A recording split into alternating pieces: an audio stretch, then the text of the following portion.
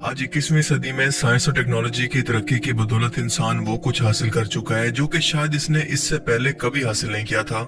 Medical science, robotic technology, artificial intelligence और इंसानी जिंदगी की हर सहूलियात इस वक्त अपने अरूज पर है और इसी साइंस और तरक्की और टेक्नोलॉजी के बलबूते पर इंसान अक्सर अपनी औकात को भुला बैठता है और वो अल्लाह की कुदरत और इसकी फितरत को बदल कर चेंज करने की कोशिश करता है और ये भूल जाता है कि इस दुनिया और कायनात और खुद इसके जिस्म की मालिक एक जात मौजूद है जिसकी मर्जी और हुक्म के बगैर कुछ भी मुमकिन नहीं, और वो हर जमाने में चाहे तो दुनिया के ताकतवर और साहिब इख्तियार इंसान को भी नमरूद और फिरौन की तरह बाकी दुनिया के लिए इबरत बना दे।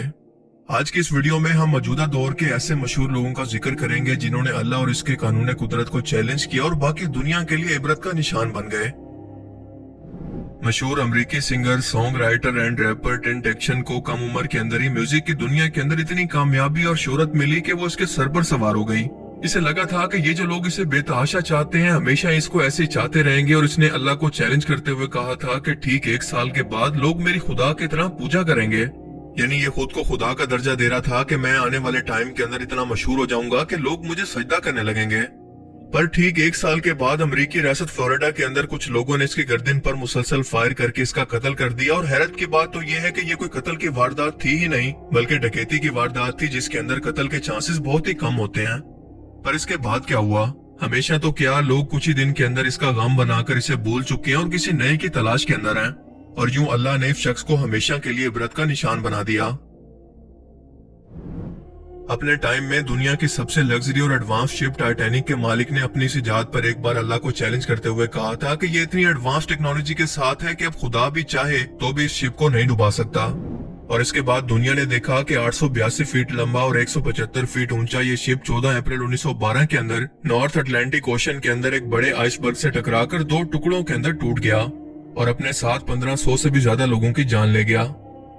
दुनिया में आज तक बड़े बड़े बहरी जहाज पानी के अंदर डूबकर तबाह हो चुके हैं, पर टाइटैनिक को आज तक इबरत के तौर पर दुनिया इसके नाम से पहचानती है कि इंसान दुनिया के अंदर इस कश्ती का मालिक तो बन सकता है पर ना इस समंदर का मालिक है और ना खुद अपनी जान का।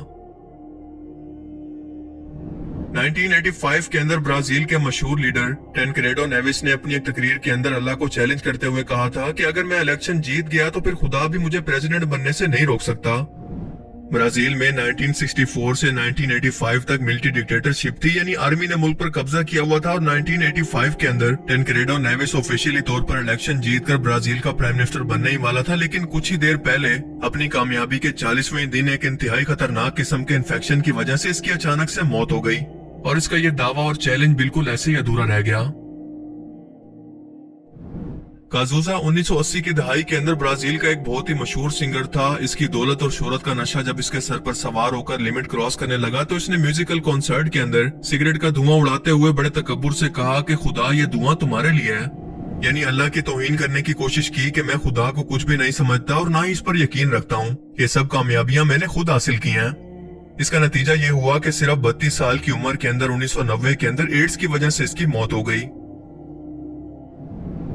आज के जदीद दौर के मशहूर साइंसदान स्टीफन हॉकिंग को भला कौन नहीं जानता।